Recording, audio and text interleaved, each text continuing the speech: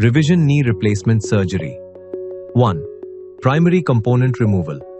The procedure begins with the careful extraction of the old knee implants. 1. Primary component removal. The procedure begins with the careful extraction of the old knee implants. Using precision instruments like osteotomes and oscillating saws, the surgeon removes the femoral and tibial components while preserving as much native bone stock as possible. 2. Gap sizing. Using laminar spreaders or spacer blocks, the surgeon evaluates the flexion and extension gaps to detect any imbalance caused by bone loss or ligament laxity. 3. Tibial preparation. The tibial alignment is established using extramedullary or intramedullary guides. Once optimal rotation and posterior slope are confirmed, guide pins are placed. The tibial tray is uniquely designed for a 1:1 tibio-femoral contact ratio and a narrowed keel. 4. Tibial plateau and augment resection. The tibial plateau is resected using an oscillating saw to create a level, stable surface. If there is bone loss, controlled resections are made to accommodate tibial augments or cones.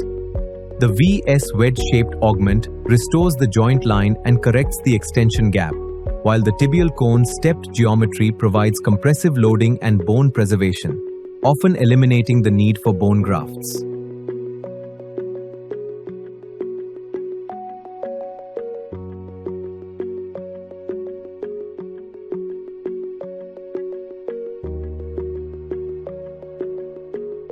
Five.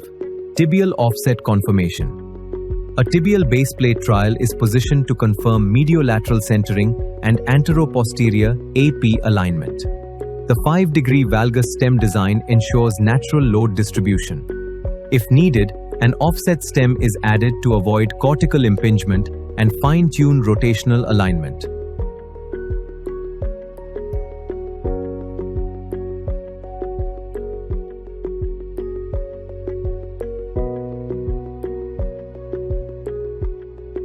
Six. Tibial shaping. The tibial canal and plateau are refined with broaches or reamers to ensure precise contact for the final implant. The locking mechanism and polished underside of the tibial tray. 7. Tibial trial assembly. A trial assembly, including the tibial tray, stem extension, and augment, is inserted to verify stability and alignment. With a high flexion range of up to 145 degrees, the trial ensures smooth articulation and natural kinematics. 8. Femoral preparation. The femoral canal is opened and reamed using intramedullary alignment guides to re-establish the mechanical axis. 9. Femoral sizing.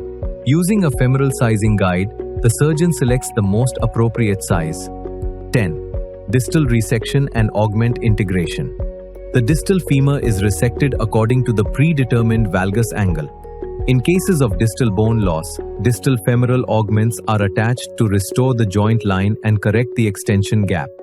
The modular system's extension rods and block connectors ensure secure and efficient augment fixation.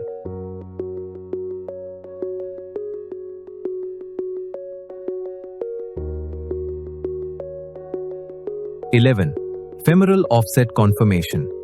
The trial femoral component is tested to verify proper offset alignment with the femoral shaft. This step prevents anterior overhang or soft tissue impingement.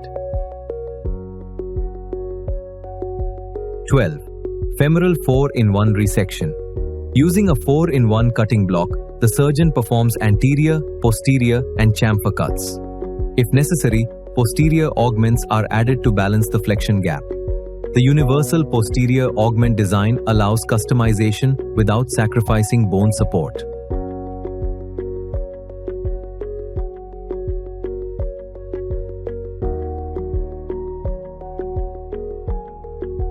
(13) Intercondylar box resection. For posterior stabilized PS implants, an intercondylar box cut is made to accommodate the post-cam mechanism, which facilitates femoral rollback and knee stability. With a less than or equal to 22 mm box width, this design preserves distal femoral bone and enhances cortical support.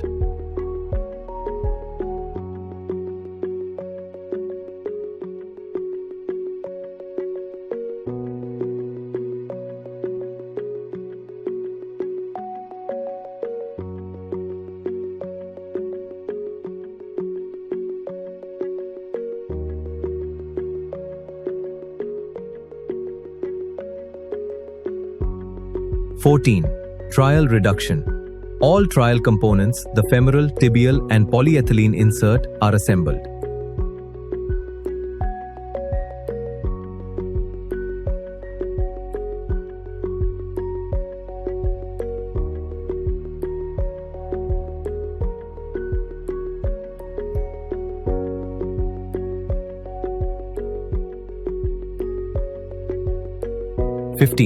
Final implantation and closure.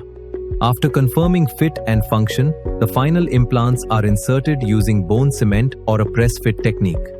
The number 1 locking screw and number 2 double locking mechanism secure the tibial bearing to eliminate micromotion. Finally, the surgical wound is closed in layers. Post-operative management includes physical therapy for early mobilization, anticoagulant therapy and compression stockings for VTE, venous thromboembolism prevention, pain management and infection prophylaxis for optimal recovery.